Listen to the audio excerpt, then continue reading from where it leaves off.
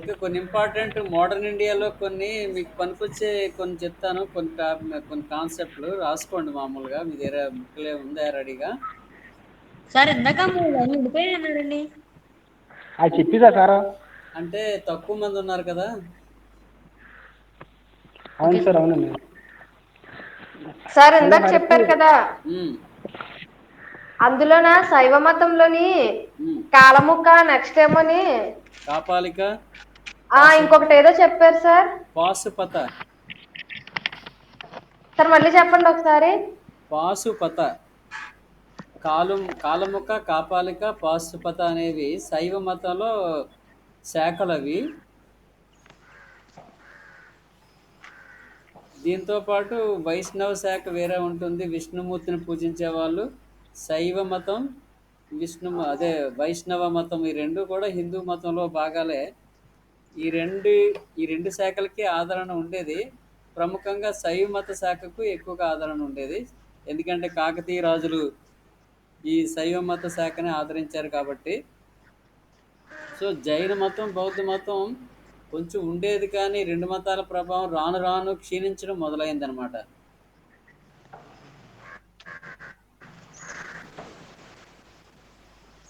Okay. Okay sir, okay అండి. తర్వాత మీకు కొన్ని ఇంపార్టెంట్ నేషనల్ అవేకింగ్లో రేపు కాంపిటేటివ్ ఎగ్జామ్లో పనికొచ్చేవి 2-3 కాన్సెప్ట్లు చెప్తాను, రాసుకోండి మామూలుగా. ఓకే ఆ, సార్. ఆ, నేషనల్ అదే సోషల్ అండ్ రిలీజియస్ అవేకనింగ్ అని ఉంటుంది. అది మోడర్న్ ఇండియా మీకు అన్ని కాంపిటేటివ్ ఎగ్జామ్లోకి పనికొస్తుంది మామూలుగా. ఇప్పుడు ఏ ఏ జాబ్కైనా సరే అడిగే హిస్టరీలో ఎక్కువ పార్ట్ నేషనల్ మూమెంట్. ఆ నేషనల్ మూమెంట్లో కొన్ని ఇంపార్టెంట్ కొన్ని రాసుకోండి ఎప్పుడు అడిగేవి. Father of modern India Rajaram Mohan Roy. Father of modern India Rajaram Mohan Roy అంటారు. ఎందుకంటే అతనితోటే ప్రారంభం అవుతుంది ఈ సాంఘిక సంస్కరణోద్యమం అనేది. ఇది సెపరేట్గా, అంటే ఇంత ముందు రాసిన దాంట్లో కాకుండా వేరే టాపిక్గా రాసుకుంటారు మామూలుగా. ఓకే సార్, అయితే చెప్పండి sir first. So Rajaram Mohan Roy gift to monotheists అనే బుక్ రాస్తాడు. అంటే భగవంతుడు ఒక్కడే అనేది అతని కాన్సెప్ట్.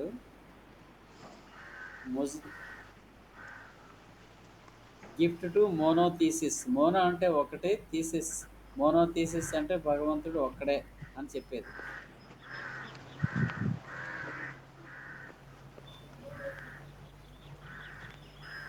దీన్ని పర్షియన్ భాషలో రాస్తాడు, తోఫా ఉల్ ముజావుద్దీన్ అనే పేరుతో. తోఫా ఉల్ ముజావుద్దీన్.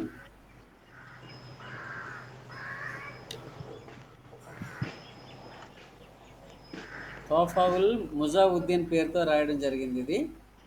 తర్వాత ప్రెసెప్ట్స్ ఆఫ్ ది జీసస్. 1820లో ఇదొకటి రాస్తాడు, ప్రెసెప్ట్స్ ఆఫ్ ది జీసస్.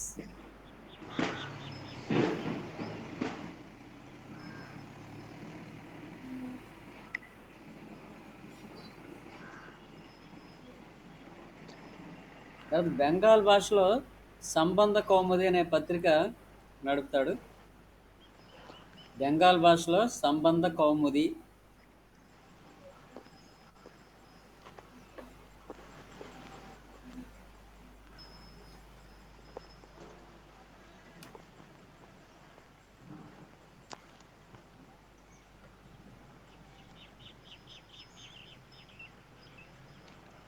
అయితే ఇతని తాలూకా గ్రేటెస్ట్ కంట్రిబ్యూషన్ ఏంటంటే, రాజారాం మోహన్ రాయ్ గ్రేటెస్ట్ కంట్రిబ్యూషన్ సతీ సహగమన నిషేధ చట్టాన్ని చేయించింది తినే కాబట్టి. అంటే స్త్రీలకు జరిగే అన్యాయంలో ప్రధానమైన బాగా నష్టం చేకూర్చేది ఈ సతీ సహగమనం. భర్త చనిపోయిన తర్వాత భార్యని బ్రతికుండగానే తగలబెట్టే దురాచారం ఉండేది అవును. కదా. దాన్ని రూపుమాపడానికి విలియం బెంటిక్తో, అంటే అప్పటి గవర్నర్ జనరల్ విలియం బెంటింక్ని నొప్పించి, అప్పటి గవర్నర్ జనరల్ విలియం బెంటిక్ నొప్పించి 1829లో 1829లో సతీ సహగమన నిషేధ చట్టం చేయడం జరిగింది.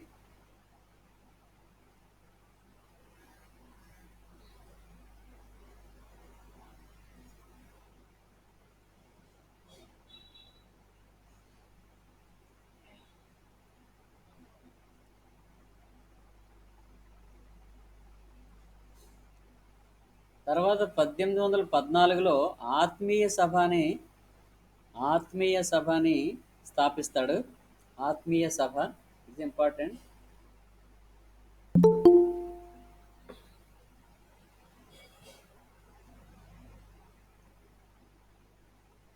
ఆత్మీయ సభ 1814 అది.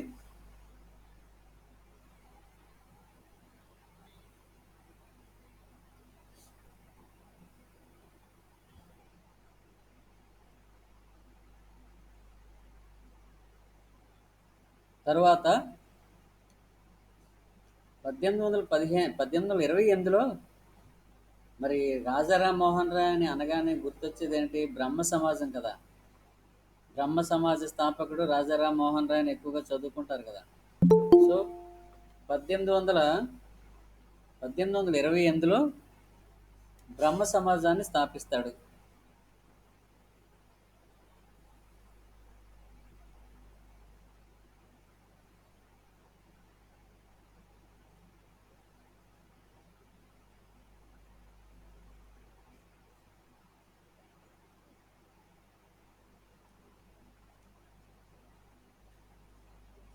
బ్రహ్మ సమాజ స్థాపన 1828. రాశారు కదా. తర్వాత అప్పటి మొఘల్ చక్రవర్తి రెండో అక్బర్ కోరిక మేరకు అతని పెన్షన్ వివాదమై బ్రిటన్లో 1833లో మరణిస్తాడు రాజారాం మోహన్ రాయ్. 1833లో చనిపోతాడు. ఎక్కడ? బ్రిస్టల్ అనే నగరంలో.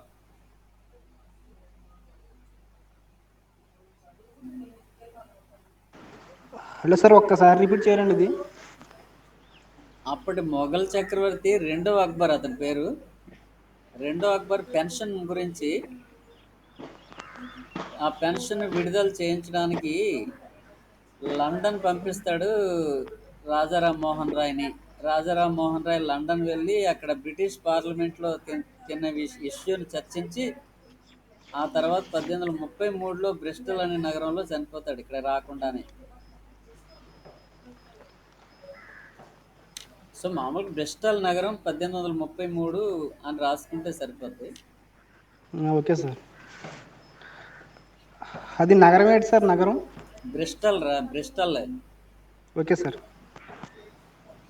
తర్వాత అంటే బ్రహ్మ సమాజం అనబోయేటోడికి మీకు భగవంతుడు ఒక్కడే అని చెప్పడం, విగ్రహారాధనను వ్యతిరేకిస్తాడు Rajaram Mohan Roy.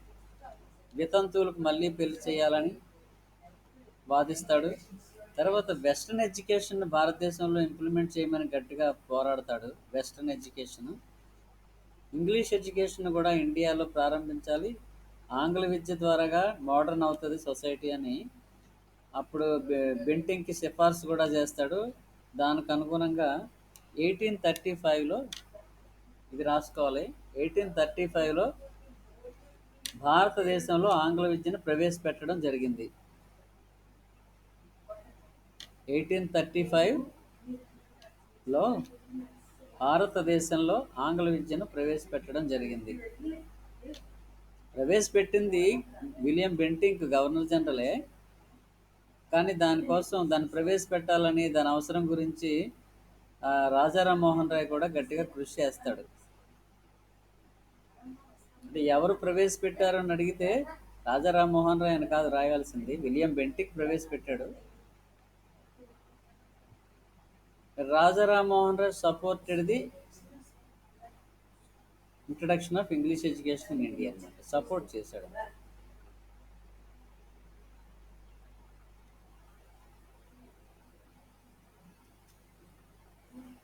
Okay. English education was introduced in India in 1835 by the governor general William Bentinck. రాసుకున్నారు కదా అది. తర్వాత రాజారాం మోహన్ రాయ్ తర్వాత మరి బ్రహ్మ సమాజం పరిస్థితి ఏమైంది అంటే, దేవేంద్రనాథ్ ఠాగూరు బ్రహ్మ సమాజ బాధ్యతలు స్వీకరిస్తాడు. తర్వాత ఆఫ్టర్ రాజారాం మోహన్ రాయ్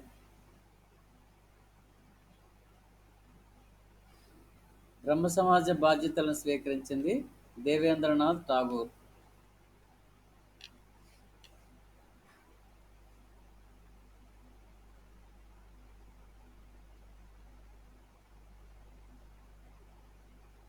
దేవేంద్రనాథ్ ఠాగూర్ 1843లో తత్వబోధిని సభ అని తత్వబోధిని సభని స్టార్ట్ చేస్తాడు. అలాగే తత్వబోధిని పత్రికను కూడా నడుపుతాడు. తత్వబోధిని సభని ప్రారంభిస్తాడు.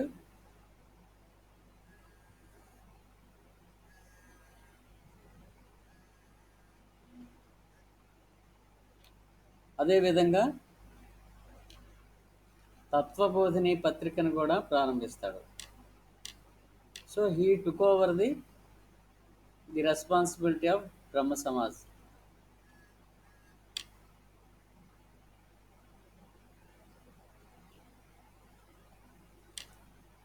ఓకే, నెక్స్ట్ అదే సమాజంలో కేశవ్ చంద్రసేన్ అని ఒక సాంఘిక సంస్కర్త బ్రహ్మ సమాజంలో సెకండ్ లీడర్షిప్ తీసుకుంటాడు. Keshav Chandrasen joined in Brahma Samaj. is a popular radical reformer. Popular radical reformer Kesav Chandrasen. He started a journal called Indian Mirror. Indian mirror అనే పత్రికను స్థాపించి దాని ద్వారాగా సంస్కరణ ప్రచారం చేస్తాడు. ఇండియన్ మిర్రర్ అనే పత్రికను స్థాపిస్తాడు కేశవ్ చంద్రసేన్.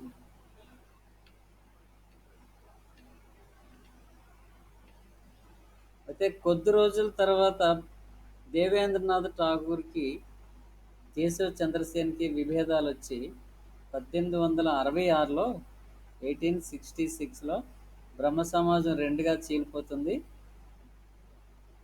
1866లో బ్రహ్మ సమాజం రెండుగా చీలిపోతుంది.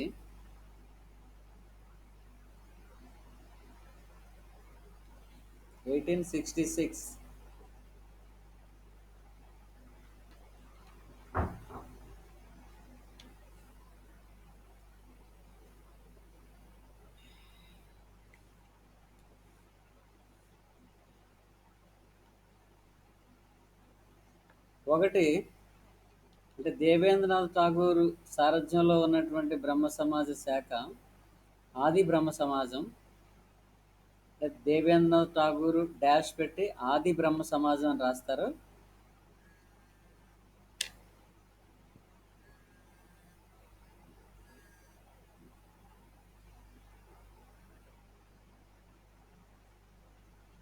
కేశవ్ చంద్రసేన్ అని రాసి డాష్ పెట్టి భారతీయ బ్రహ్మ సమాజం అని రాస్తారు.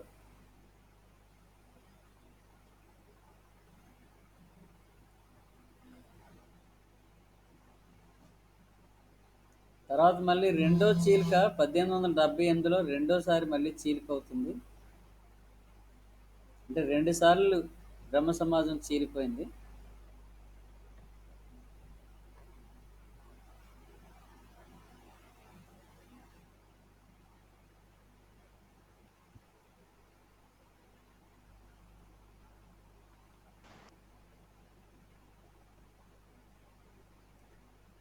ఓకే, నెక్స్ట్ ఆర్య సమాజం. ఇది కూడా వినుంటారు మీరు. ఆర్య సమాజం 1875లో 1875లో దయానంద సరస్వతి స్థాపించడం జరిగింది. Arya Samaj was started or established at Bombay in 1875 by Dayananda Saraswati.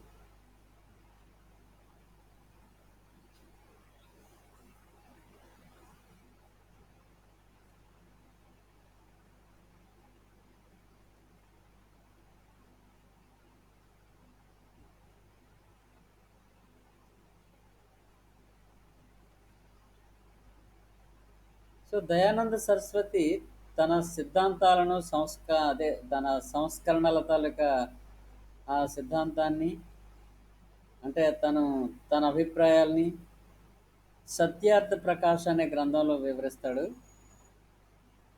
The book is most important. Satyarth Prakash was written by Dayananda Saraswati about social reform and his philosophy.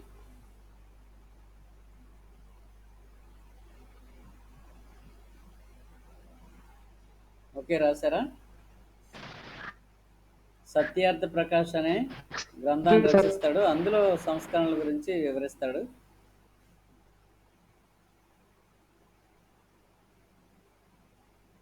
Dayananda Saraswati అనగానే గుర్తొచ్చేది వేదాలకు తరలి వెళ్ళండి అనే స్లోగాన్ ఒకటి ఉంటుంది. వేదాలకు తరలి వెళ్ళండి అంటే go back to the Vedas.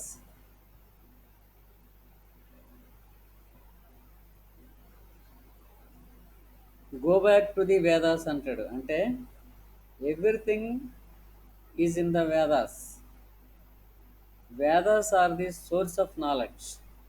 వేదాలు అనేవి సర్వజ్ఞానానికి మూలం.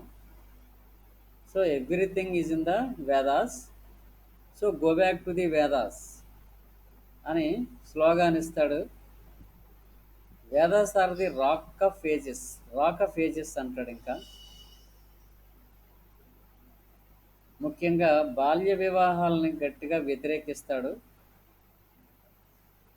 రాసుకున్నారా? బాల్య వివాహాలని గట్టిగా వ్యతిరేకిస్తాడు. ఈ strongly opposed child marriages. Why? చిన్నపిల్లలప్పుడే పెళ్ళిళ్ళు చేయడం వల్ల ఏం జరుగుతుంది? వాళ్ళకి వెంటనే పిల్లలు పుడతారు. అసలు తల్లి పిల్లగానే ఉంటుంది, తనకు పుట్టినాడు పిల్లవాడే. సో ఇక్కడ ఏమని విమర్శిస్తాడంటే Dayananda Saraswati, Indians are children of the children అంటాడు. భారతీయులు పిల్లలకు పుట్టిన పిల్లలని. ఈ satirically criticised the situation in India. Indians are the children of the children అని గట్టిగా వ్యంగ్యంగా విమర్శిస్తాడు, బాల్య వివాహాలను వ్యతిరేకిస్తూ.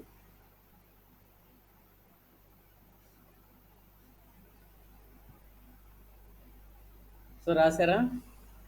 బాల్య వివాహాలను వ్యతిరేకిస్తూ ఏమంటాడు? Indians are children of the children.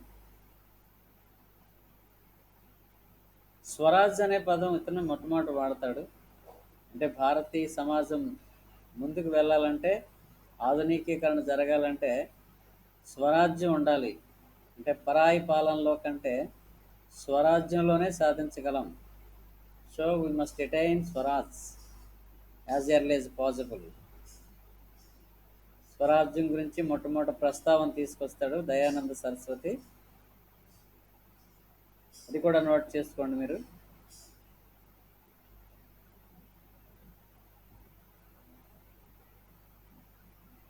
ఇంకా నెక్స్ట్ ఆర్య సమాజం ఆర్య సమాజం అనగానే మనకు గుర్తొచ్చే గొప్ప విషయం ఏంటంటే, ఆర్య సమాజం భారతదేశంలో విద్య కోసం ఎక్కువగా కృషి చేసింది. విద్యా అభివృద్ధి కోసం greatest contribution of Arya Samaj in the field of education. గొప్ప కంట్రిబ్యూషన్ అండి. ఎలా అంటే డిఏవి స్కూల్స్ అని వినే ఉంటారు. డిఏవి స్కూల్స్ అంటే దయానంద్ ఆంగ్లో వేదిక్ స్కూల్స్ అంటారు. ఇటు వినే ఉంటారు. అనకాపల్లిలో ఉంది ఇప్పుడు డిఏవి స్కూల్. పాపులర్ స్కూల్స్ ఇవి. రాజాము, పాలకొండ, అనకాపల్లి, విశాఖపట్నం చాలా చోట్ల దేశవ్యాప్తంగా డిఏవి స్కూల్స్ అని ఉన్నాయి. చాలా స్టాండర్డ్స్ మెయింటైన్ చేస్తారు ఇక్కడ. ఇవి ఆర్య సమాజం అప్పట్లో ప్రారంభించినటువంటి ఈ వ్యవస్థ ఇప్పటికీ కూడా అలా కొనసాగుతూనే ఉంది. డిఏవి స్కూల్స్ అంటారు. ఇవి ఆర్య సమాజం స్థాపించినటువంటివే. అప్పటి నుంచి అలా కొనసాగుతున్నాయి. మామూలుగా కొత్త ఏర్పాటు చేస్తుంటారు కొత్త నగరాల్లో. సో ఈ system of education was introduced by Arya Samaj since it's beginning. ప్రారంభం నుంచి ఈ ట్రెడిషన్ కొనసాగుతూనే ఉంది. మీకు ఎప్పుడైనా కాంపిటేటివ్ ఎగ్జామ్లో ఆర్య సమాజ్ కంట్రిబ్యూషన్ ఏమిటి, గ్రేటెస్ట్ కంట్రిబ్యూషన్ అంటే education. Go back to the Vedas, the slogan given by whom. ఈ స్లోగాన్ ఇచ్చింది ఎవరు? ABCD ఇస్తారు దయానంద సరస్వతి. ఇండియన్స్ని చిల్డ్రన్ ఆఫ్ ది చిల్డ్రన్ అని వ్యంగ్యంగా అన్నది ఎవరు? దయానంద సరస్వతి. ఇలా అన్నమాట. So who said these words, who pronounced these words అలాగ అడుగుతూ ఉంటారు. So it was established Arya Samaj was established in dash 1875. Where Arya Samaj was established at where it was established అంటే Bombay. Later head quarters were shifted to Lahore. తర్వాత head క్వార్టర్స్ని లాహోర్కి మార్చడం జరిగింది. First is first it was established at Bombay. Later it was shifted to Lahore.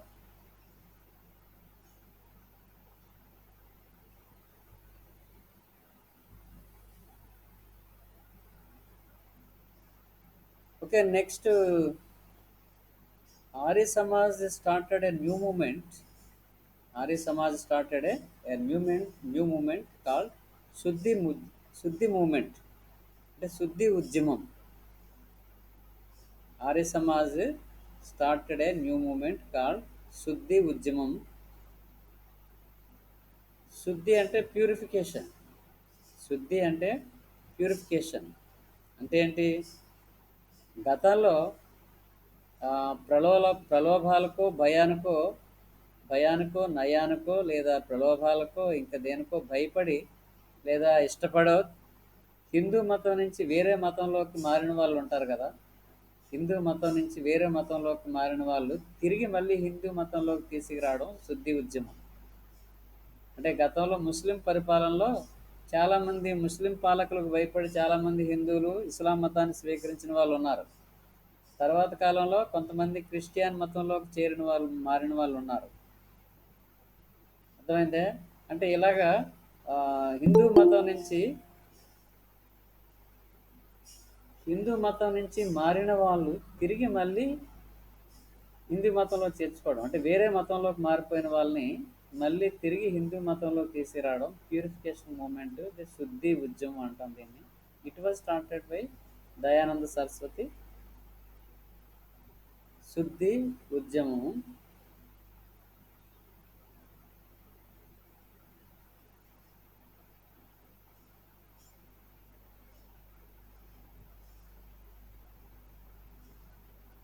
శుద్ధి ఉద్యమం రాశారు కదా. It was started by Dayananda Saraswati. Next గోరక్షణ కమిటీలను ఏర్పాటు చేయడం జరిగింది. గోరక్షణ అంటే ముస్లిమ్స్ ఎక్కువ మంది ఆవు మాంసాన్ని ఎక్కువగా తింటారు. అసలు ఆవు అనేది హిందువులకి పవిత్ర జంతువు కాబట్టి ఆవును చంపి తినడం అనేది అది మంచిది కాదని, అది మంచి ఆచారం కాదు, దురాచారం అది. ఆవును చంపి తినడం ఏంటని చెప్పి గోవుల్ని తినకుండా రక్షించడానికి గోరక్షణ కమిటీలను వేయడం జరిగింది. అది కూడా Dayananda Saraswati started a new activity to prohibit the killing of cows. అన్నమాట.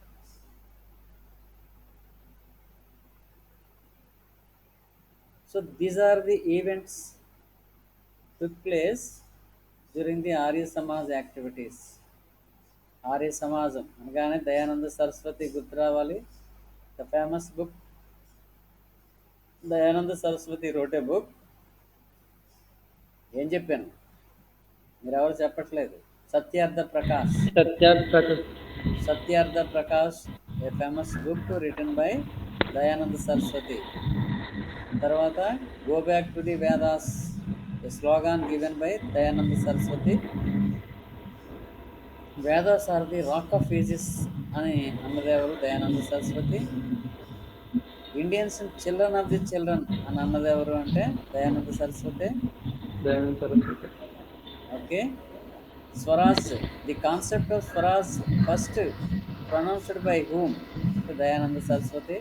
అంటే స్వరాజ్యం గురించి మొట్టమొదట ప్రస్తావన చేసింది Dayananda Saraswati. The radical reformer and again greatest contribution of Arya Samaj ఎడ్యుకేషన్లో బాగా కృషి చేసింది విద్యా వ్యాప్తి కోసం. Next Shuddhi movement was started by Dayananda Saraswati.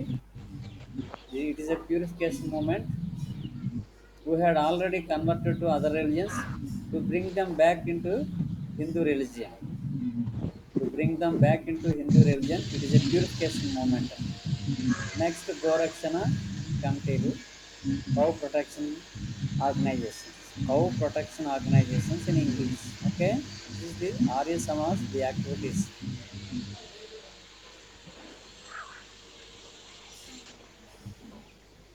Okay, next ప్రార్థనా సమాజం అని ఇంకోటి ఉంది. అది ప్రార్థనా సమాజ్ 1867 ప్రార్థనా సమాజం. ప్రార్థనా సమాజం 1867 by Atmaram Atmaram Pandurang R G sir కొంచెం బండార్కర్. గట్టిగా చెప్పండి sir. Atmaram Pandurang and R G Bhandarkar. These two people started a new organization, ప్రార్థనా సమాజం, in 1867 at బొంబాయిలో 1867లో ఆత్మారాం పాండురంగ మరియు ఆర్జీ బండార్కర్ ఇద్దరు స్థాపించారు.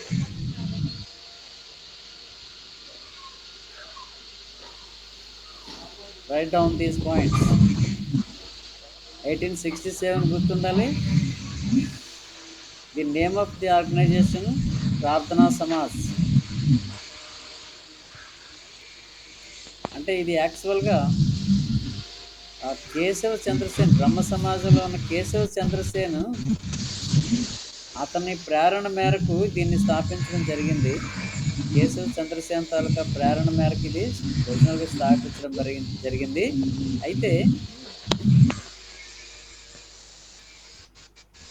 దీని రూపశిల్పి రెనడే, మహదేవ గోవింద రెనడే అని.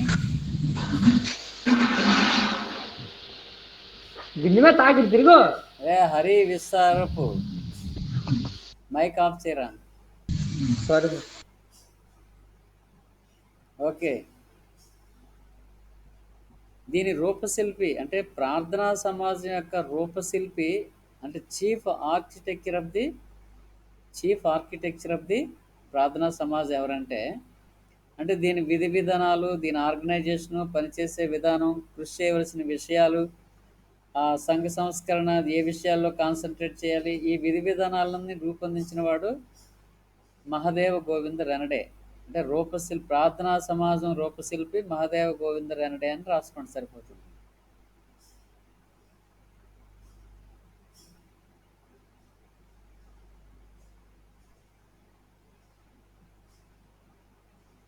ఎవరు సార్?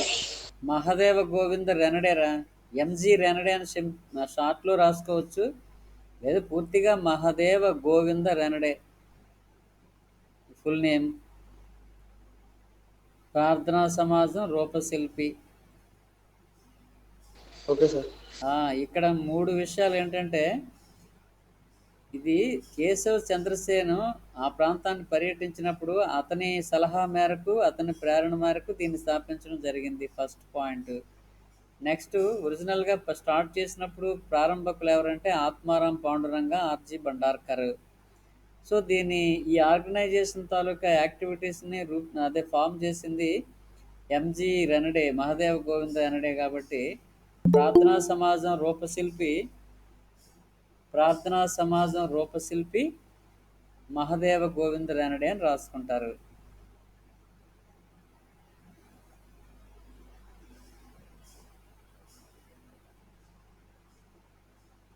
ఇంకోటి ఏంటంటే, ఇది ఎక్కువగా మత విషయాల కంటే సాంఘిక సంస్కరణలకే ఎక్కువ ప్రాధాన్యతనిస్తుంది. మత విషయాల కంటే అంటే అర్థం ఏంటి అంటే, మత సంస్కరణల జోలికి వెళ్ళదు. ఏం చెప్తుంది జనరల్గా, స్త్రీలకు విద్య నేర్పాలని, బాల్య వివాహాలను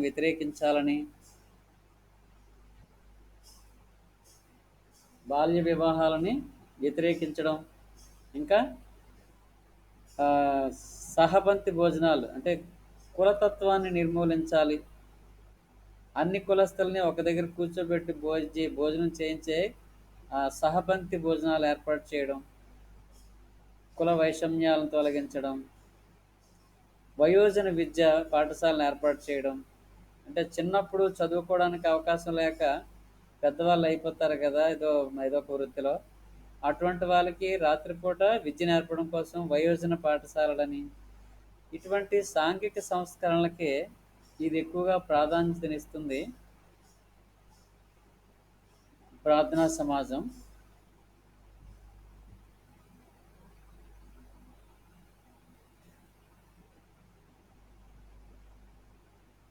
okay, you have to remember all these points since Rajaram Mohan Roy father of modern India అన్న దగ్గర నుంచి రాజారాం మోహన్ రాయ్ బుక్ రాసిన రెండు బుక్స్ ఏంటంటే అవి తోఫాబుల్ ముజావుద్దీన్, ఏ గిఫ్ట్ టు మోనోథీసిస్ అంటారు ఇంగ్లీష్లో. ఒరిజినల్గా అది పర్షియన్ భాషలో రాయబడింది.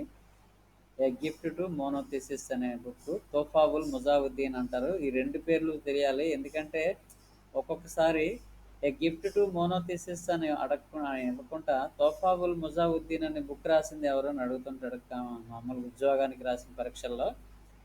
తోఫాబుల్ ముజావుద్దీన్ అని అది కూడా అడిగిన సందర్భాలు కూడా ఉన్నాయి కొన్ని పరీక్షల్లో. తర్వాత సంబంధ కౌముది ఇచ్చే Bengal newspaper started by Rajaram Mohan Roy, Sambad Kaumudi. ఇంకొక పత్రిక మిరాతుల్ అక్బర్, ఇందాక చెప్పడం మర్చిపోయినట్టున్నాను. మిరాతుల్ అక్బర్ అనే పర్షియన్ భాషలోనే ఇంకొక పత్రిక, అంటే సంబంధ కౌముది బెంగాలీ పత్రిక, మిరాతుల్ అక్బర్ అనేది పర్షియన్ పత్రిక, పర్షియన్ భాషలో రాసినటువంటి పత్రిక అది. ఇవి కూడా ఇంపార్టెంటే. తర్వాత 1814లో ఆత్మీయ సభ, యూ హ్యావ్ ఆల్రెడీ రిటర్న్. ఆత్మీయ సభ. 1828లో బ్రహ్మ సమాజం. జనరల్గా బ్రహ్మ సమాజం ఏకేశ్వరోపాసన, అంటే భగవంతుడు ఒక్కడని, విగ్రహారాధన పనికిరాదని, సంఘ సంస్కరణలకు ఎక్కువగా కృషి చేస్తున్న తర్వాత ముఖ్యంగా the greatest contribution of Rajaram Mohan Roy to the Indian society ఏంటంటే సతీ సహగమన నిషేధ చట్టం. మళ్ళీ చెప్తున్నాను, 1829లో విలియం బెంటిక్ ఈ శాసనాన్ని చేయడం జరిగింది. సో అప్పటి నుంచి అయితే ఎవరి కృషి ఫలితంగా ఈ చట్టం చేయబడిందంటే రాజారాం మోహన్ రాయ్ కృషి ఫలితంగా ఆ చట్టం చేయబడింది. సో తర్వాత రాజారాం మోహన్ రాయ్ చనిపోవడం, బ్రిస్టల్ అనే నగరంలో. తర్వాత దేవేంద్రనాథ్ ఠాగూర్ సారథ్య బాధ్యతలు తీసుకోవడం, Tattvabodhini Patrika 1843. The year also important and the two names, Tattvabodhini Patrika, Tattvabodhini Sabha. These two are important to keep them to remember for examinations. Next Keshav Chandra Sen, Indian Mirror పత్రిక, రాడికల్ సోషల్ రిఫార్మరు. ఇతడు 1872లో నేటివ్ మ్యారేజ్ యాక్ట్ ఒకటి చేస్తాడు, అదొకటి రాసుకోండి. 1872లో నేటివ్ మ్యారేజ్ యాక్ట్ అనేది 1872లో కేశవ్ చంద్రసేన్ కృషి వల్ల జరిగింది అది. తర్వాత 1866లో ఒక చీలిక, 1878లో మరొకసారి చీలిక.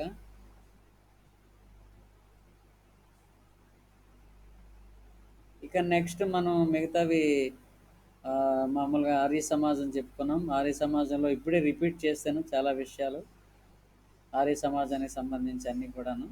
నెక్స్ట్ మీరు ప్రార్థనా సమాజం గురించి కూడా 4-5 పాయింట్లు ముందు ఒకసారి తర్వాత రిపీట్ చేయడం జరిగింది. అవి కూడా మీరు గుర్తుంచుకోవాలి, అవి చాలా ఉపయోగపడతాయి. సోషల్ అవేకనింగ్ ఇన్ ఇండియా అంటే 19th సెంచరీలో మనకి సాంఘిక సంస్కరణోద్యమం జరిగింది. ఐరోపాలో కూడా సాంఘిక మత సంస్కరణోద్యమం అక్కడ కూడా జరిగింది. ఎస్పెషల్లీ అక్కడైతే మనకంటే ముందు జరిగింది ఐరోపాలో.